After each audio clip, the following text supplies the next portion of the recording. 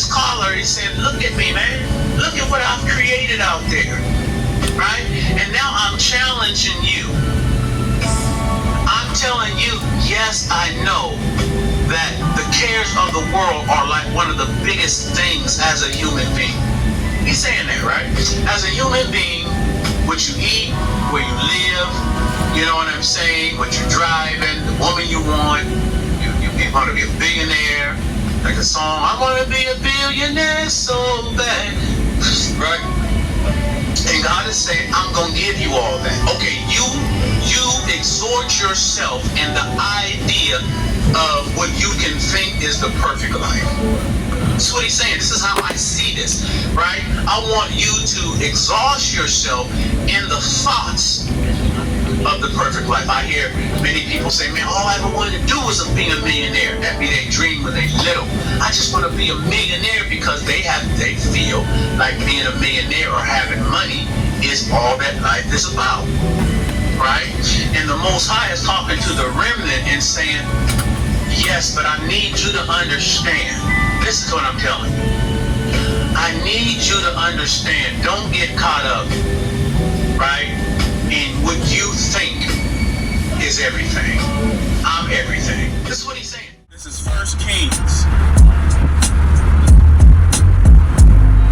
1 Kings 10. 1 Kings 10.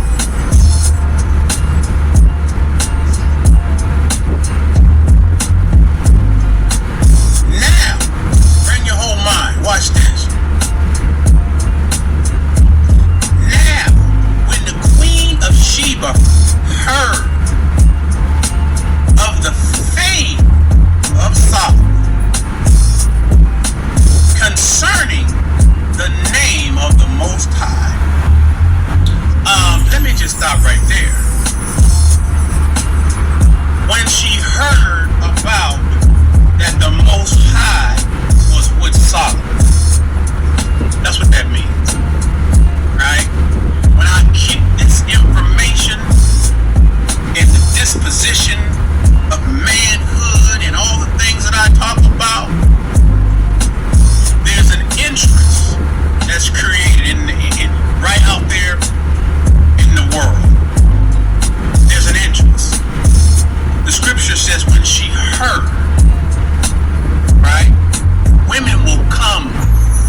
Act all desperate and stuff. Don't you know women will come? The caliber will come, right? And don't prove yourself not to be the caliber of man.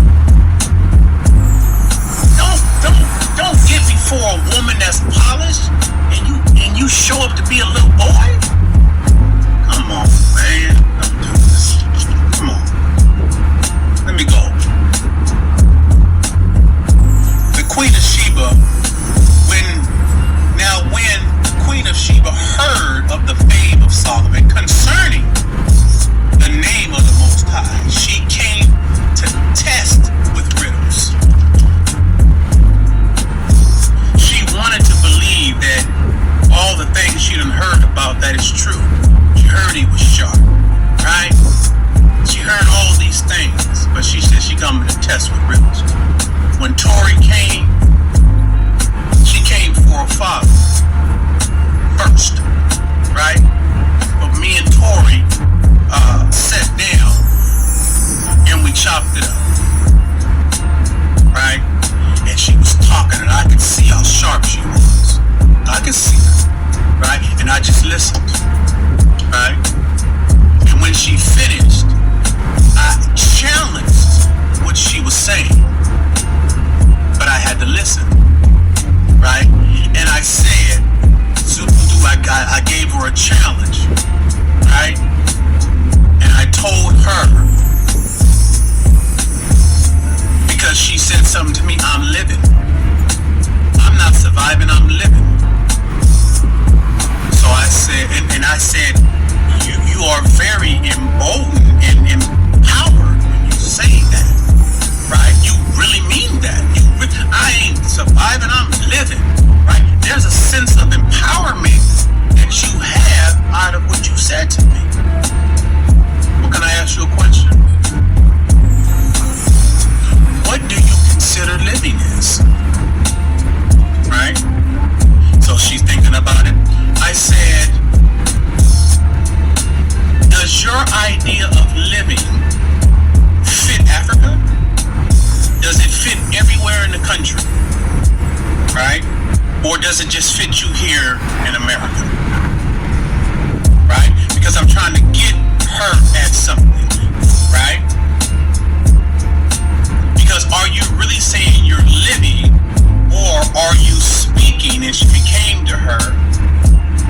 speaking out of my privilege.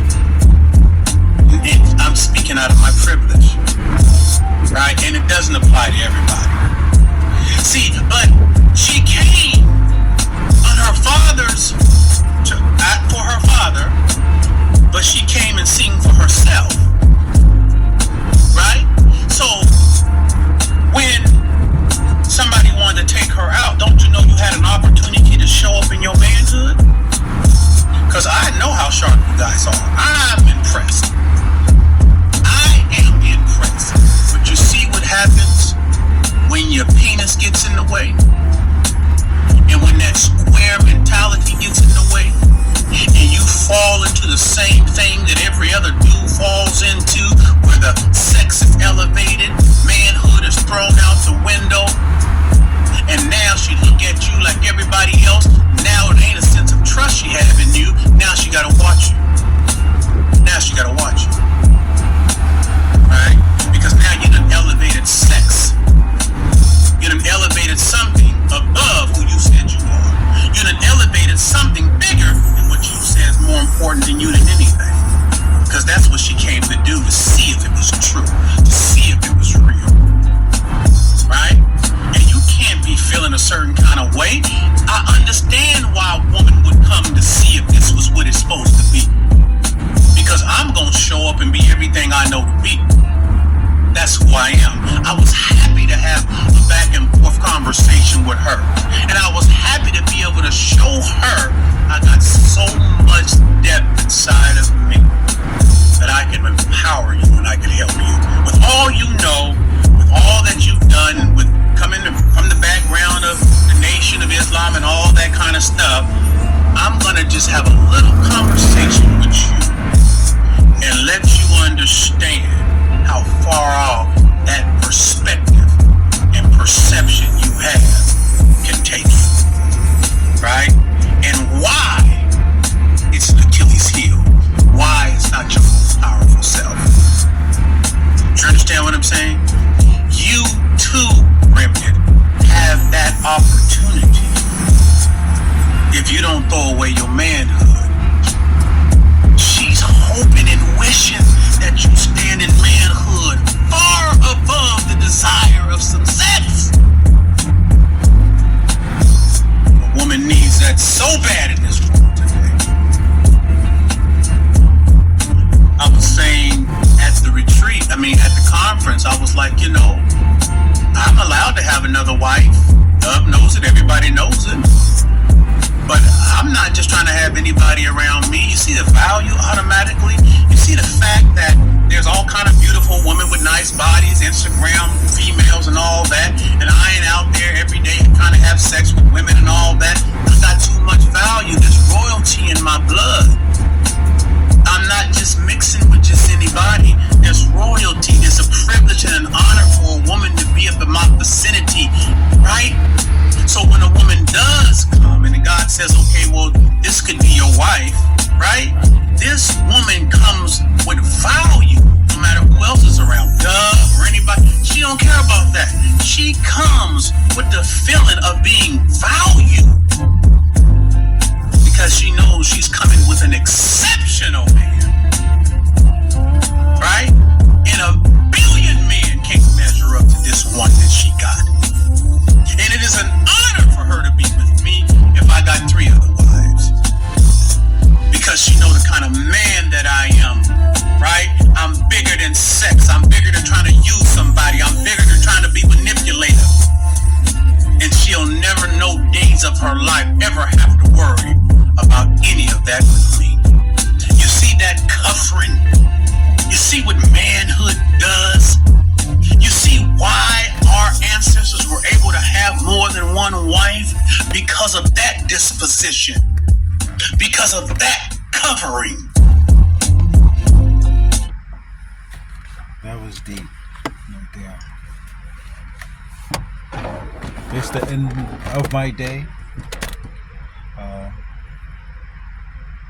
completed all the work I needed to do.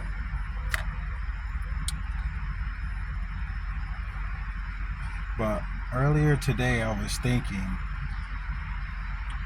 in connection of what I was just listening to, that, having sex with, like, frivolously sex, it just doesn't move me anymore because of the information. Because I know what I hold. I know that this information is more valuable than diamonds. So me just walking into some random girl's life, and she's hearing things she's never heard before, she's seeing things she's never heard before, she ain't never even been met a man before, she don't even know what this looks like, and then when she sees it, it just can blow her mind. That's how I feel. I've been through it already. With the first, when Andre was doing the first daily fires, the free stuff, I was on that. I was getting all my game on that, and I was doing that game on women, and that stuff blew their mind. And that was the basics. That was the fundamental stuff, And I remember I've been in situations where I started to notice that I'll be meeting women where, it just started off with us just having fun. Then it'll turn into like a relationship, or they're trying to force relationship, because now they're seeing something that they never seen. They're hearing things that they never hear. They're seeing a man, and they never seen that, and it's their first time seeing it. And it's in her nature to like want a man. So today I'm very cautious of who I lie with or who I be with, even though I still I still get at women, man. I still find women attractive, and I still want to, I look at them like, oh man, I would with her, but I'm very careful. As soon as I see certain things like not having class, if you're not open to this information, it's not like I just drop it right away. But if you're not getting it right away, that's a big no. Ratchetness is a no. It's like, oh my, some girls, some ratchet girls, I can mess because of the information, man. I can deal with any type of woman. But, you gotta have some class, You gotta have class, and it's just not the same anymore. I know how valuable I am now. When I was at my job before this one, there was a couple girls there, but one of them, she really wanted me, and one day she really was pushing the issue, and I would have did it too. I would have did it that at that particular day. I would have did it, but the Most High intervened. Supervisor came in because they was jealous of me too. So they always would try to keep us two away, or any of them. That's how strong this information is. It'll make people want to stop. Somebody crash? It'll make people want to stop doing what you need to do. It'll make people try to get in your way and stop you. My bad, I'm a little distracted. I'm hearing a lot of ruckus over there. So I'm very careful, on who I mess with these days. It's just not the same. But yeah, that was a deep one. But my day's over. I got my breakfast burrito. Oh, it's so good. Look, let me show you. Oh, this is steak too. Yeah, look at that. They got eggs, steak, eggs, cheese, rice, beans. Made by. That's the rice part.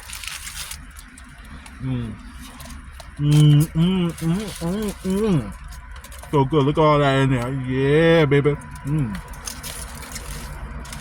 So good. Oh my God. So good. That with the taco. I wish they had the burrito taco. But they sell $3 tacos here, man. And I never had one of these before. Let me see.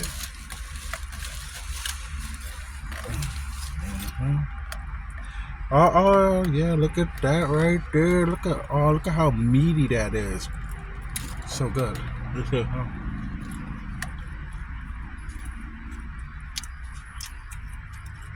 Fire.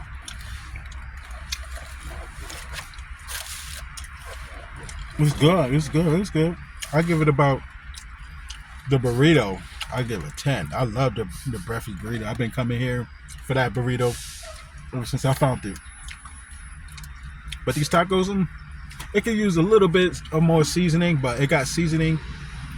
But I will put a little bit more. But so I got the salsito. Salsito, papicito. That's it sound like Puerto Rican style. Puerto Rican, Dominican.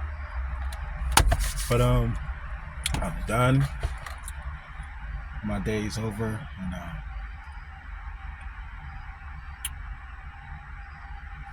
it's remnant, baby.